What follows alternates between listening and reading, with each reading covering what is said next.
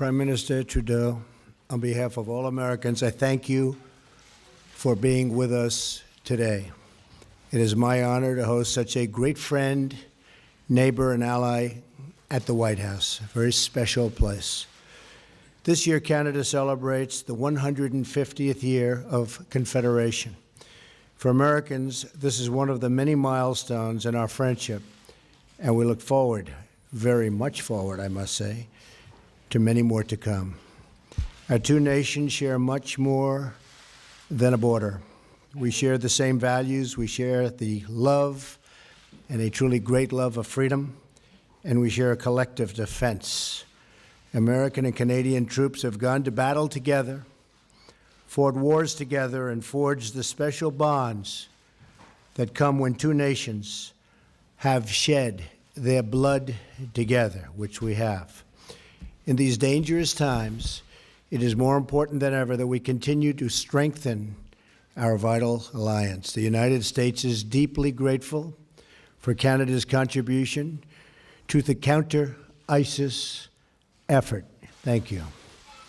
And we continue to work in common cause against terrorism and work in common cooperation toward reciprocal trade and shared growth.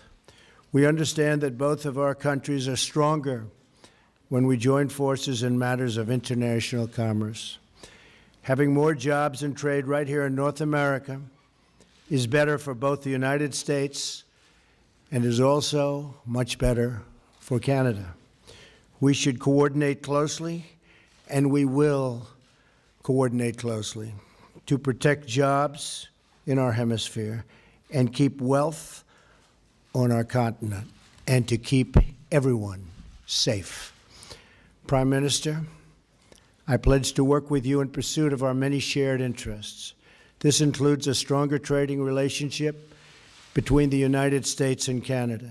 It includes safe, efficient, and responsible cross-border travel and migration. And it includes close partnership on domestic and international security. America is deeply fortunate to have a neighbor like Canada. We have before us the opportunity to build even more bridges and bridges of cooperation and bridges of commerce. Both of us are committed to bringing greater prosperity and opportunity to our people. We just had a very productive meeting with women business leaders from the United States and Canada, where we discussed how to secure everything that we know the full power of women can do better than anybody else. We know that. I just want to say, Mr. Prime Minister, that I'm focused and you're focused on the important role women play in our economies. We must work to address the barriers faced by women and women entrepreneurs, including access to capital, access to markets, and, very importantly, access to networks. In our discussion today, we will focus on improving the ways our government and our governments together can benefit citizens of both the United States and Canada, and in so doing, advance the greater peace and stability of the world. Mr. Prime Minister, I look forward to working closely with you to build upon our very historic friendship. There are incredible possibilities for us to pursue Canada and the United States together. Again, thank you for joining us, and I know our discussions will be very, very productive for the future of both countries. Mr. Prime Minister. Thank you, Mr. President. Good afternoon, everyone. Thank you very much for joining us. I'd first like to start by extending my sincere thanks to President Trump for inviting me down to Washington. Any day I get to visit our southern neighbors is a good day in my books, particularly when it's so nice and warm compared to what it is back home. We are suffering under a significant winter storm that's hitting our Atlantic provinces particularly harsh, so I just want to send everyone back at home my thoughts as they shovel out and impress on everyone to stay safe. Le président et moi avons eu une première The President and myself have had a very productive first meeting today.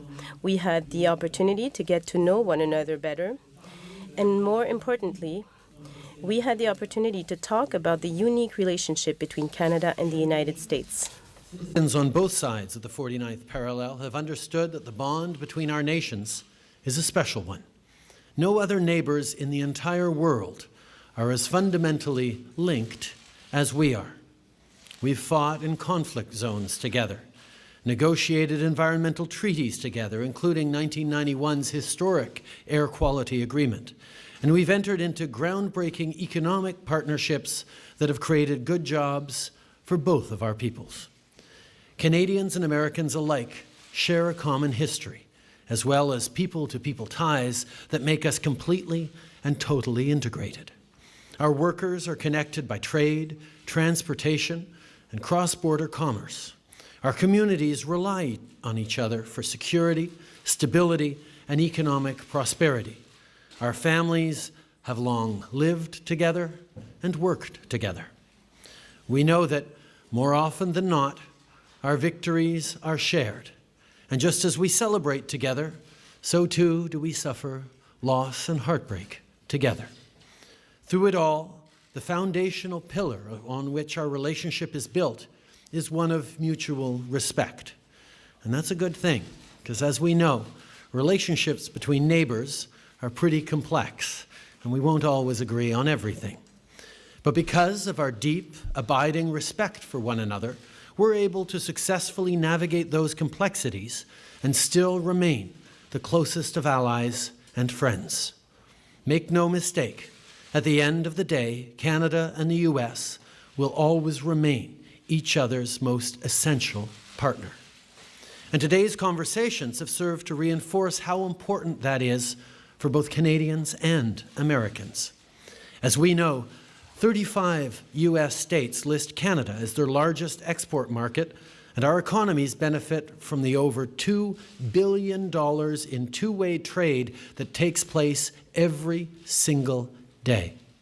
Millions of good middle-class jobs on both sides of the border depend on this crucial partnership. Maintaining strong economic ties is vital to our mutual success, and we're going to continue to work closely together over the coming years so that Canadian and American families can get ahead. Comme nous le savons, le Canada représente le plus grand. As we know, 35 U.S. states list Canada as their largest export market, and our economies benefit from the over $2 billion in two-way trade that takes place every single day. Millions of good middle-class jobs on both sides of the border depend on this crucial partnership. Maintaining strong economic ties is vital to our mutual success, and we're going to continue to work closely together over the coming years so that Canadian and American families can get ahead. That President Trump and I discussed today. At the end of the day, the President and I share a common goal. We both want to make sure that hard-working folks can go to work at a good job, put food on the table for their families, and save up to take a vacation every once in a while. That's what we're trying to do here.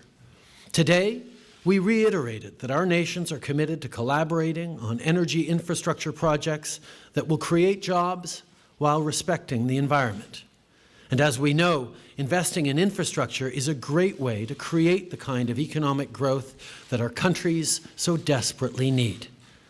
In that same vein, we know that ensuring equal opportunities for women in the workforce is essential for growing the economy and maintaining American and Canadian competitiveness on the world stage. As such, the President and I have agreed to the creation of the Canada-United States Council for Advancement of Women Entrepreneurs and Business Leaders. This initiative is more than just about dollars and cents. This is about ensuring that women have access to the same opportunities as men and prioritizing the support and empowerment of women who are senior business leaders and entrepreneurs. In doing so, we'll grow the Canadian and American economies and help our businesses prosper. Et finalement, le président Trump et moi. Finally, President Trump and myself have agreed to work together to fight against the traffic of opioids across our border. The rise of illegal use of opioids in our society is nothing less than a tragedy.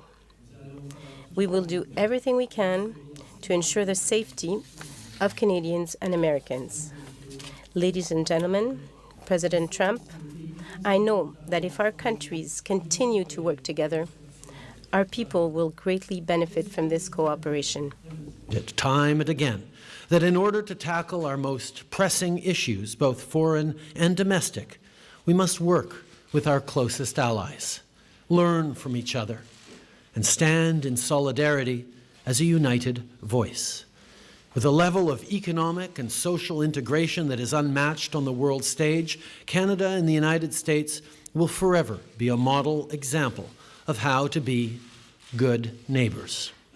Winston Churchill once said, "That long Canadian frontier from the Atlantic to the Pacific Oceans, guarded only by neighborly respect and honorable obligations, is an example to every country and a pattern for the future of the world."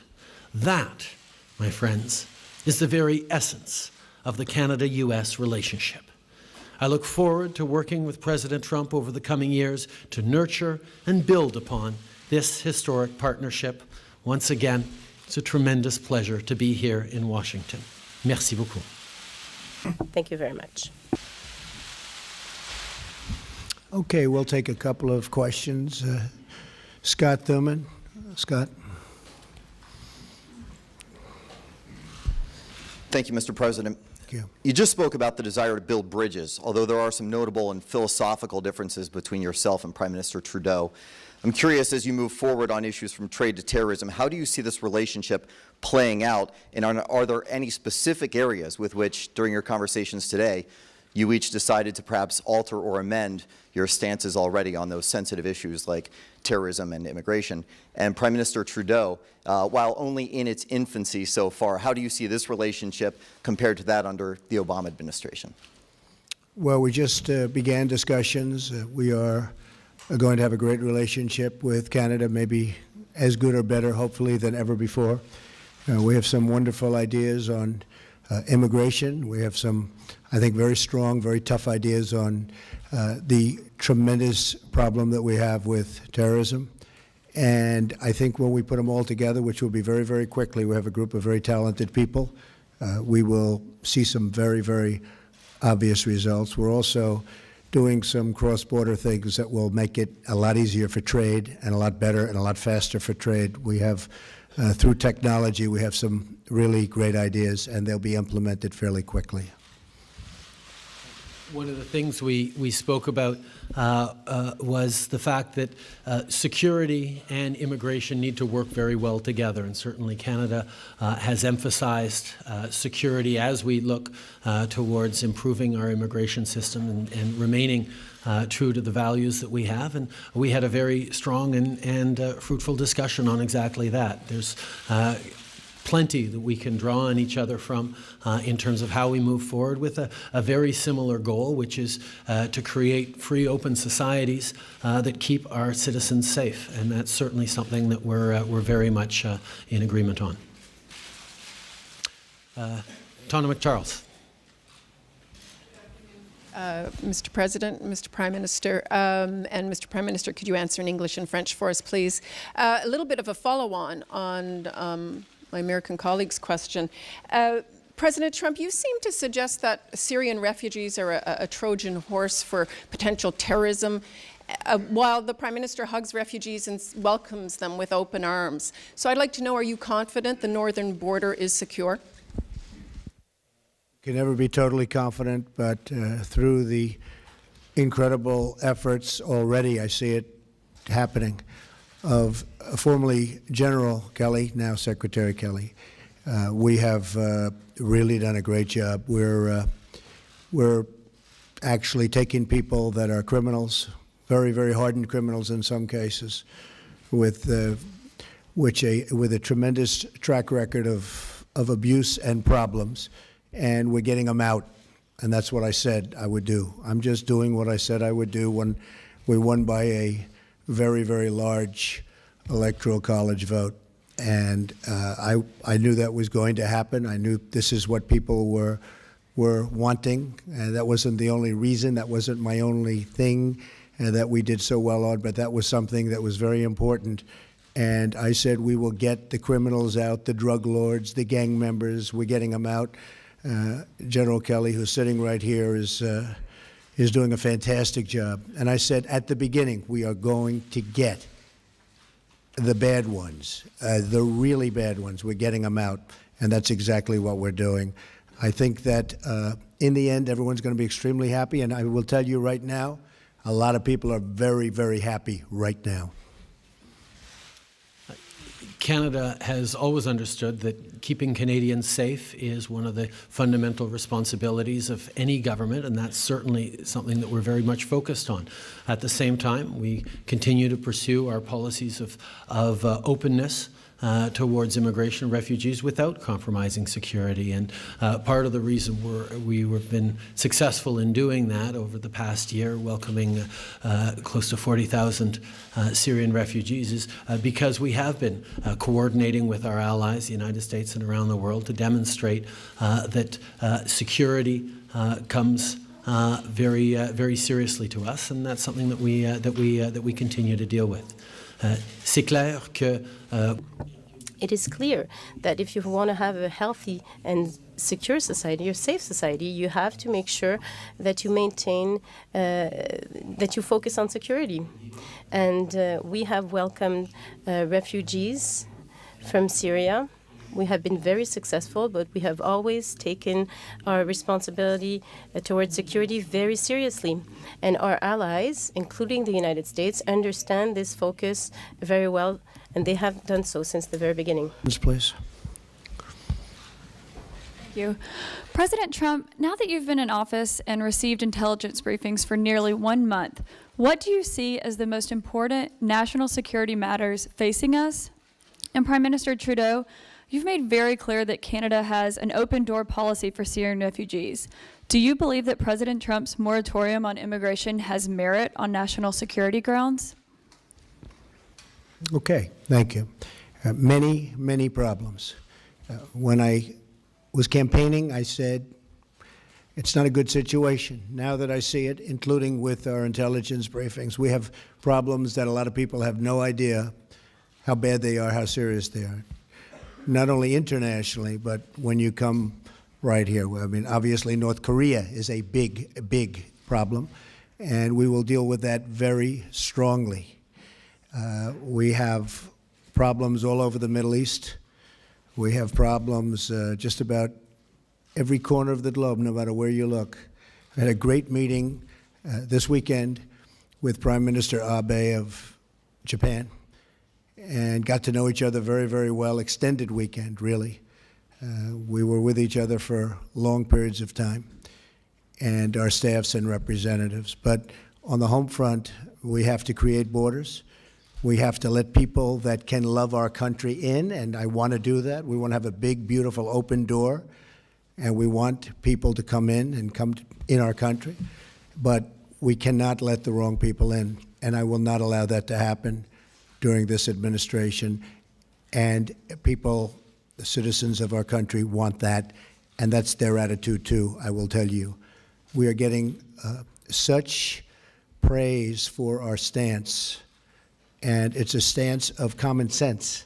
Maybe a certain toughness, but it's really more than toughness. It's a stance of common sense, and we are going to pursue it vigorously. And we don't want to have our country have the kinds of problems that you're witnessing taking place, not only here, but all over the world. We won't stand for it. We won't put up with it. We're just not going to let it happen. We're going to give ourselves every bit of chance so that things go well for the United States, and they will go well. Thank you. Canada and the United States have been neighbors a long time, and Canadians and Americans have stood together, worked together at home and around the world. We fought and died together in battlefields in World War I and World War II, in Korea, in Afghanistan. But there have been times where we have differed in our approaches. and that's always been done firmly and respectfully.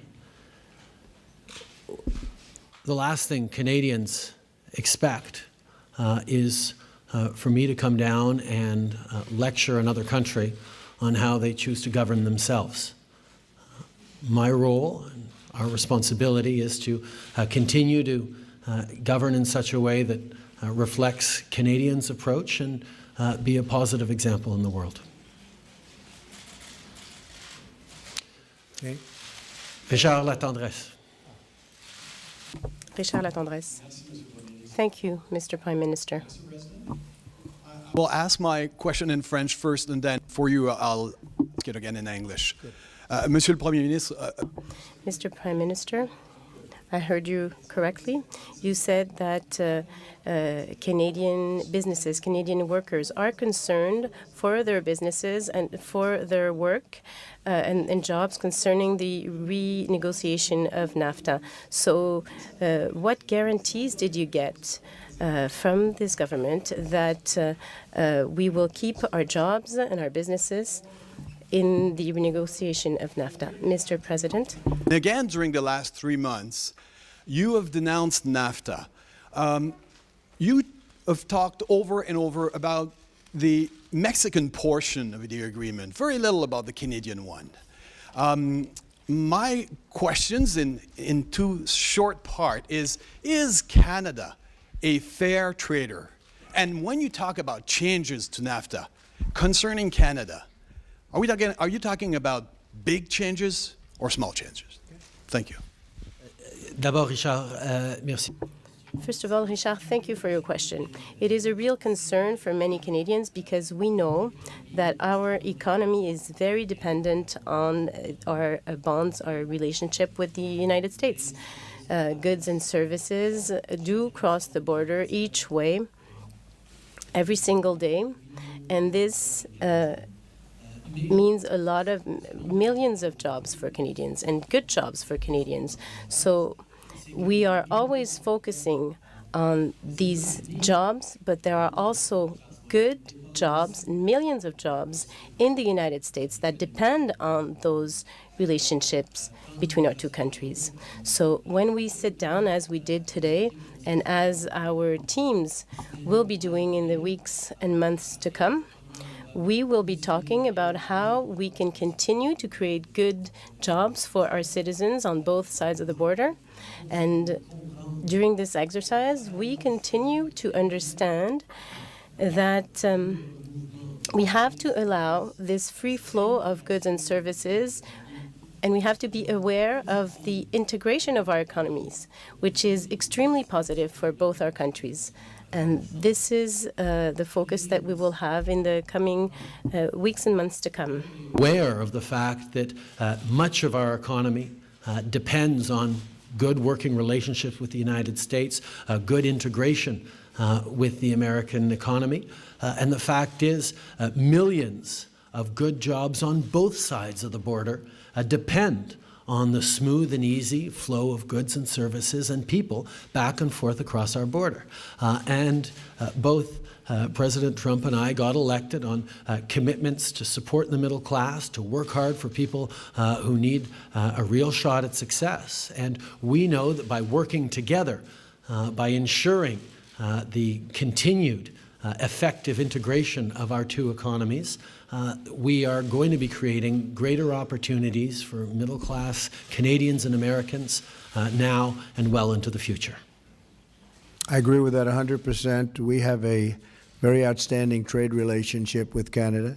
We'll be tweaking it. We'll be doing certain things that are going to benefit both of our countries.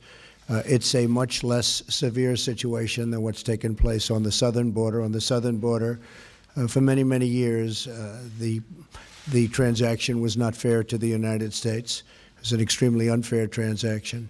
We're going to work with Mexico. We're going to make it a fair deal for both parties. I think that we're going to get along very well with Mexico. They understand and we understand.